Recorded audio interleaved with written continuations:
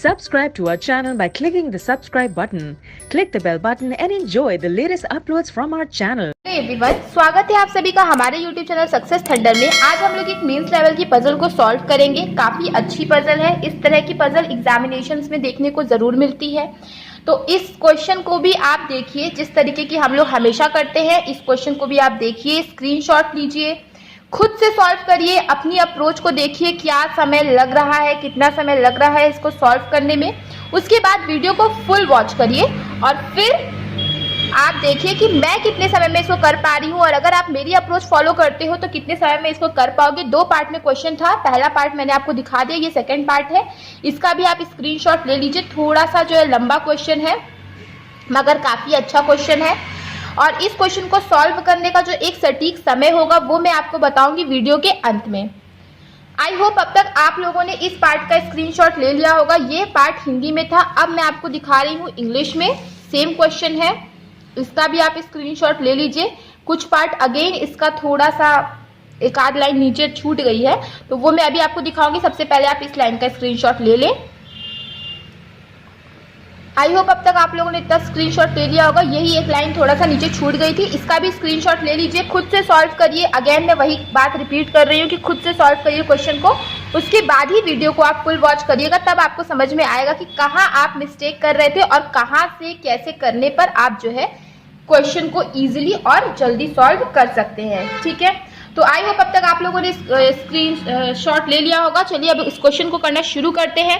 Question को देखिए, मैंने पहले ही कहा है कि अगर मेंस लेवल का क्वेश्चन है तो सबसे पहले आपको कंडीशंस को नोट करनी है, उसके बाद क्वेश्चन सॉल्व करना शुरू करना है। तो देखिए इसमें क्या लिखा हुआ है, ABWXYZ are living in different floors of 8 floor building. ABW और XYZ ये लोग 8 फ्लोर की बिल्डिंग में अलग अलग फ्लोर पे रहते हैं। देखिए पर्सन कितने हैं, केवल 6 हैं और फ्लोर कितने बताया जा रहा है, 8। From top to bottom, top से लेकर बॉटम तक, such that ground floor is numbered as 1, इस तरीके से कि ग्राउंड फ्लोर जो है उसको फर्स्ट फ्लोर कहते हैं, उसके ऊपर सेकंड फ्लोर, फिर थर्ड फ्लोर, इस तरीके से करके सबसे ऊपरी फ्लोर को 8th फ्लोर का नाम दिया गया है। There are 2 vacant floors in the building. Vacant floor कितने हैं बिल्डिंग में, 2 वेकेंट फ्लोर है। Each person plays their favorite sports such as cricket, football, tennis, badminton, chess and volleyball। Her person जो है अपना अपना फेवरेट स्पोर्ट खेलता है, अपना अपना फेवरेट गेम खेलता है। गेम्स के नाम भी दिए हुए हैं, cricket, football, tennis, badminton, chess and volleyball.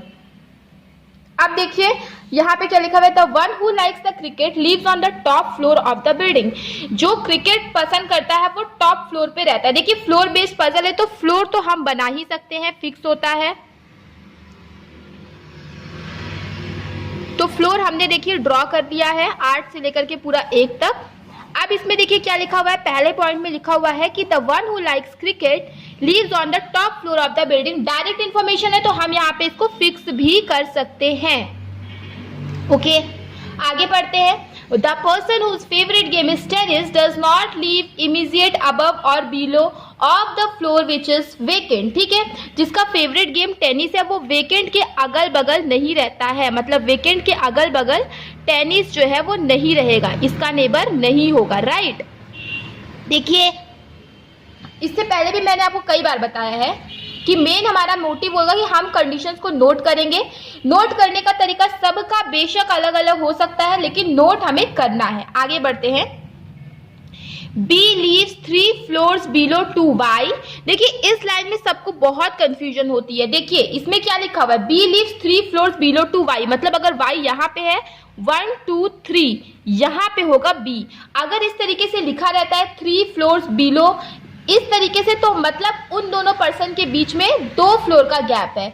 अगर लिखा हुआ है कि बी और वाई के बीच में 3 फ्लोर का गैप है तब तो सिंपल सी बात है, दोनों के बीच में 3 फ्लोर का गैप होगा। लेकिन अगर ये लिखा हुआ है कि वो 3 फ्लोर नीचे रहता है, मतलब उनके फ्लोर के बीच में 2 ही फ्लोर का गैप होगा। तो B lives 3 floors below to Y, मतलब वाई और फिर 2 फ्लोर होंगे, उसके बाद बी होगा। Y whose favourite game is not cricket, Y जिसका फेवरेट गेम क्रिकेट नहीं है, मतलब वाई यहाँ पे नहीं आएगा। The adjacent floors of Y are not vacant, और यही सेम चीज है कि जो वाई के जो एडजेसेंट फ्लोर्स होंगे वो वेकेंट नहीं होंगे, मतलब अगेन कि y जो है वो वेकेंट फ्लोर का नेबर अगल बगल नहीं आएगा, वेकेंट फ्लोर के अगल बगल नहीं आएगा, राइट। आगे, no two immediate floors are vacant and also neither the top floor nor the bottom floor of the building is vacant. Top floor vacant नहीं होगा, ये हमें ऑलरेडी पता है, ठीक है। बॉटम फ्लोर भी, ये भी वेकेंट नहीं होगा, और दोनों जो वेकेंट है वो दोनों एक दूसरे के अगल बगल नहीं होंगे, कोई भी इमीडिएट फ्लोर जो होगा वो वेकेंट नहीं होगा, ठीक है। वेकेंट और वेकेंट एक दूसरे के नेबर नहीं होंगे, राइट। इस तरीके से आगे बढ़ते हैं। Not more than 3 floors leave between, not more than 3 floors leave between the 2 vacant floors. अच्छा, 2 वेकेंट फ्लोर के बीच में 3 फ्लोर से ज्यादा का गैप नहीं होगा, ठीक है। मतलब कि वेकेंट और वेकेंट के बीच में मैक्सिमम 3 फ्लोर होंगे, उससे ज्यादा का गैप नहीं होगा, ठीक है। अच्छा, आगे बढ़ते हैं। Y lives exactly between the 2 vacant floors. अच्छा, 2 वेकेंट फ्लोर के एग्जैक्टली बिटवीन में वाई रहेगा, लेकिन आपको ये चीज पता है कि वाई के अगल बगल अगर वैकेंट नहीं आएगा तो किस तरीके से हो सकता है। वाई के अगर अगल बगल वैकेंट नहीं आएगा तो मतलब वैकेंट एक पर्सन फिर वाई और ऐसा, इस तरीके से कुछ हो सकता है, राइट। और इसी तरीके से होगा क्योंकि यहाँ पे ऑलरेडी बोला गया कि 2 वेकेंट फ्लोर के बीच में मैक्सिमम 3 ही फ्लोर का गैप होगा, उससे ज्यादा गैप नहीं होगा। अच्छा, उससे ज्यादा का गैप नहीं होगा, और ये भी बोला गया है कि 2 वेकेंट फ्लोर के बीच में 3 से ज्यादा का गैप नहीं होगा, और ये भी बोला गया है कि वाई जो है वो दोनों वेकेंट फ्लोर के एग्जैक्टली बिटवीन में आता है। तो एग्जैक्टली बिटवीन में आता है का क्या मतलब हो गया, देखिए यहाँ और यहाँ तो आएगा नहीं, क्योंकि यहाँ पे बोला गया वेकेंट का जो इमीडिएट नेबर वाई नहीं है, तो इसका मतलब वाई यहीं पे आएगा, तो यही हमारा जो बनेगा। उसके बाद क्या बोला, 1-2 फ्लोर छोड़ के यहाँ पे क्या आ जाएगा, बी आ जाएगा। तो कुछ इस तरीके का हमारा अरेंजमेंट बनेगा। सबसे पहले वेकेंट, फिर एक छोड़कर वाई, फिर एक छोड़कर वेकेंट, उसके बाद आ जाएगा बी, राइट। इस तरीके से हो सकता है, या फिर वेकेंट को यहाँ से भी शुरू कर सकते हैं, इस तरीके से भी हो सकता है। अभी देखते हैं कि क्या करना है, आगे बढ़ते हैं। A lives no floor below to B, B के नीचे ए नहीं रहेगा, ठीक है। तो बी के नीचे अगर ए नहीं रहेगा तो बी के कहीं ना कहीं ऊपर ही रहेगा ए, तो हमने इस चीज को नोट कर लिया कि बी के कहीं ना कहीं ऊपर ही रहेगा ए। आगे, no person live on the floor which is immediately above और below of the floor on which Z lives. कोई भी पर्सन उस फ्लोर पे नहीं रहता है, no person lives on the floor which is immediately above और below of the floor on which Z lives. जिसमें जेड रहता है उसके जस्ट ऊपर या जस्ट नीचे कोई भी नहीं रहेगा, ठीक है। मतलब जेड के ऊपर और नीचे दोनों में से कोई भी नहीं रहेगा, ठीक है। नो वन लीव्स, जेड के अगल बगल कोई भी नहीं रहेगा, तो लिख देते हैं y and x are only 2 person whose adjacent floors are not vacant। y और x ही केवल ऐसे पर्सन है जिसके adjacent floors जो है वो vacant नहीं है, ठीक है।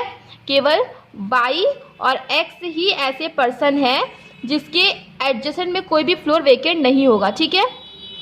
अच्छा, इनके adjacent में कोई भी फ्लोर क्या होगा, वेकेंट नहीं होगा, वेकेंट के ये लोग नेबर नहीं होंगे, राइट। y और x ही ऐसे बंदे हैं बस। आगे देखिए क्या लिखा हुआ है, आगे लिखा हुआ है x does not like tennis. X जो है वो टेनिस पसंद नहीं करता है, राइट। तो यहाँ पे टेनिस के बगल में क्रॉस करके लिख दीजिए, एक्स जो है वो टेनिस पसंद नहीं करेगा। A who does not like football does not live on the floor number 6। A जो है वो फ्लोर नंबर 6 पे नहीं रहता है और ए फुटबॉल भी पसंद नहीं करता है, तो यहाँ पे क्रॉस करके लिख दीजिए कि ए को फुटबॉल नहीं पसंद है। आगे बढ़ते हैं, chess is like by B and X neither like football nor badminton. Chess जो है वो कौन पसंद करता है, बी जो है वो चेस पसंद करता है, and X neither like football nor like badminton. X को ना तो फुटबॉल पसंद है ना तो फिर बैडमिंटन पसंद है, ठीक है। इन दोनों को ना तो फुटबॉल पसंद है, ना तो एक्स को ना तो फुटबॉल ना तो बैडमिंटन पसंद है। तो देखिए यहाँ से हमारा क्वेश्चन खत्म होता है। अब हम शुरू करते हैं अपना अरेंजमेंट। सबसे पहले हम इस वेकेंट वाले को फिक्स करते हैं। एक बार हम वेकेंट को रखते हैं 7th फ्लोर पर, ठीक है, और एक बार हम वेकेंट को रखते हैं 6th फ्लोर पर, राइट। क्रिकेट तो देखिए यहाँ पे फिक्स ही है। अच्छा, वेकेंट एक फ्लोर छोड़ के यहाँ पे आएगा वाई, एक फ्लोर छोड़ के यहाँ पे आएगा वेकेंट, अगेन एक फ्लोर छोड़ के यहाँ पे आएगा वाई, एक फ्लोर छोड़ के यहाँ पे आ जाएगा वेकेंट, राइट। और क्या था कि वेकेंट के जस्ट नीचे कौन आना था, बी को आना था, ठीक है। और बी को कौन सा गेम पसंद है, बी को पसंद है चेस, राइट। तो देखिए ये वाला हमारा कंडीशन सॉल्व हो गया, ये भी कंडीशन हमारा सॉल्व हो गया। अब देखिए एक चीज क्या लिखा था कि वाई और एक्स यही दोनों एक ऐसे पर्सन है जिनके अगल बगल वेकेंट फ्लोर नहीं होगा, राइट। अच्छा, वाई और एक्स ही केवल ऐसे पर्सन है जिसके अगल बगल वेकेंट फ्लोर नहीं होगा। इसका मतलब क्या, इसका मतलब तो यही हुआ कि देखिए इसका मतलब यहाँ और यहाँ पे कोई ना कोई पर्सन आएगा। अच्छा, 1 2 3 पर्सन यहाँ पे आ गया। अब x को कहाँ पे हम ऐसे जगह लिख दे कि उसके अगल बगल वेकेंट ना हो। देखिए अगर हमने x को यहाँ लिखा तो यहाँ वेकेंट आ जाएगा। अगेन x को यहाँ पे भी नहीं लिखा जा सकता क्योंकि यहाँ वेकेंट आ जाएगा। x यहाँ आएगा नहीं, x को यहाँ पे भी नहीं लिखा, सॉरी y यहाँ नहीं, यहाँ पे लिखते हैं क्योंकि पर्सन हम यहाँ लिख रहे हैं। अब x को यहाँ पे भी नहीं लिख सकते, यहाँ वेकेंट आ जाएगा। तो x के लिए केवल इस केस में यही एक जगह बची है। इसमें देखिए x को यहाँ नहीं लिख सकते, यहाँ पे भी नहीं लिख सकते क्योंकि ये तो वेकेंट है। यहाँ लिखोगे तो यहाँ वेकेंट आ जाएगा, यहाँ लिखोगे अगर तो यहाँ वेकेंट आ जाएगा। अगर आपने x को यहाँ लिखा तो यहाँ पे वेकेंट आ जाएगा। एक ही जगह बची x के लिए यहाँ पे, लेकिन x के लिए मतलब सिर्फ एक जगह बच गई है यहाँ पर, राइट। तो ये दोनों जो है हमारा कंप्लीट हो गया, ये वाला भी हमारा कंडीशन जो है कंप्लीट हो गया। आगे देखते हैं कि क्या हो सकता है। वेकेंट और वेकेंट नेबर नहीं होंगे तो ठीक है, नेबर नहीं है। अच्छा, वेकेंट देखिए टेनिस के अगल बगल जो है वो क्या नहीं आएगा। देखिए टेनिस जो है वो वेकेंट के अगल बगल नहीं आता है, ठीक है। वेकेंट के अगल बगल टेनिस नहीं आता, मतलब टेनिस यहाँ नहीं आएगा और टेनिस यहाँ पे नहीं आएगा। तो टेनिस यहाँ पे भी नहीं आया, टेनिस यहाँ पे भी नहीं आया, तो एक ही जगह बची कि टेनिस यहाँ पे आ जाए।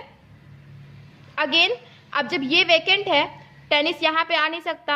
अच्छा, टेनिस यहाँ पे आ सकता है, लेकिन क्या बोला, टेनिस जो है एक्स जो है वो टेनिस पसंद नहीं करता, तो टेनिस इसलिए यहाँ नहीं आएगा। टेनिस यहाँ नहीं आ सकता है, टेनिस यहाँ पे भी नहीं आ सकता, तो टेनिस के लिए केवल एक ही जगह बची, यहीं पे आएगा केवल, ठीक है। ये वाला भी कंडीशन आपकी सॉल्व हो गई। और ये भी सॉल्व हो गया कि वेकेंट और वेकेंट के बीच में मैक्सिमम 3 फ्लोर का ही गैप हो सकता है। एक्स को ना तो फुटबॉल पसंद है ना तो बैडमिंटन पसंद है, राइट। एक्स को ना तो फुटबॉल पसंद है ना तो फिर बैडमिंटन पसंद है, ठीक है। अच्छा, जेड के यहाँ पे बोला कि जेड के ना तो ऊपर और ना तो नीचे कोई भी नहीं रहेगा, ठीक है। अच्छा, तो इस जेड को ऐसी कहाँ पे जगह बैठाया जाए कि ना ऊपर ना नीचे कोई भी रहे। देखिए यहाँ पे जेड आ नहीं सकता, यहाँ पे आ नहीं सकता, यहाँ पे वेकेंट है, यहाँ पे अगर आएगा तो ऊपर कोई है, यहाँ पे अगर जेड को लिखा तो नीचे कोई है, यहाँ पे जेड को लिख नहीं सकते, केवल एक यही जगह है, ना ऊपर ना नीचे कहीं कोई नहीं आया। इस केस में देखिए अगर आपने जेड को यहाँ लिखा तो इसके ऊपर कोई है, जेड को यहाँ लिखा तो इसके नीचे कोई है, जेड को यहाँ लिखा इसके ऊपर कोई है, यहाँ पे जेड को लिख नहीं सकते, तो और कोई जगह भी नहीं बन रही है। तो ये वाली कंडीशन आपकी गलत हो गई, केवल यही एक कंडीशन अभी तक फिलहाल सही बन रही है। ये वाले भी आपका सॉल्व हो गया है। अच्छा, एक्स को फुटबॉल नहीं पसंद है, एक्स को बैडमिंटन नहीं पसंद है, तो केवल एक ही गेम बचा है, वो है वॉलीबॉल। तो एक्स को कौन सा गेम पसंद हो जाएगा, वॉलीबॉल पसंद हो जाएगा। अच्छा, बी के ऊपर आना है ए को, लेकिन ए 6th फ्लोर पे नहीं आएगा, तो ए कहाँ पे आ जाएगा, ए यहाँ पे आ जाएगा। अब केवल एक ही पर्सन बचा है डब्ल्यू, तो डब्ल्यू को हम यहाँ पे दे देंगे, ठीक है। तो और क्या बोला, अब केवल 2 ही गेम बचा हुआ है, फुटबॉल और बैडमिंटन, और हमें पता है कि ए को जो है वो फुटबॉल नहीं पसंद है, तो ए को कौन सा गेम पसंद हो जाएगा, बैडमिंटन, और डब्ल्यू को पसंद हो जाएगा फुटबॉल। तो ये हमारा देखिए फाइनल अरेंजमेंट बनेगा। ये वाली कंडीशन भी आपकी सॉल्व हो गई, ये वाली कंडीशन भी आपकी सॉल्व हो गई। तो ज्यादा टफ क्वेश्चन नहीं था, थोड़ा सा अगर हम लोग दिमाग लगाएंगे तो ये क्वेश्चन काफी आसानी से 4 मिनट में सॉल्व किया जा सकता है। अगर इस क्वेश्चन को आपने 4 मिनट में सॉल्व कर लिया है तो इसका मतलब आपकी तैयारी बहुत बढ़िया चल रही है, और अगर नहीं कर पाए हैं तब भी कोई घबराने वाली बात नहीं है, थोड़ा सा आपको इम्प्रूवमेंट करने की ज़रूरत है। तो आई होप कि आज का क्वेश्चन आपको समझ में आ गया होगा। क्वेश्चन समझ में आ गया है तो वीडियो को लाइक करिएगा, जितना हो सके ज़्यादा से ज़्यादा वीडियो को शेयर करिए, और अगर चैनल पर पहली बार आए हैं चैनल को सब्सक्राइब करना मत भूलिएगा। मिलते हैं अपने नेक्स्ट वीडियो में। Thank you so much for watching.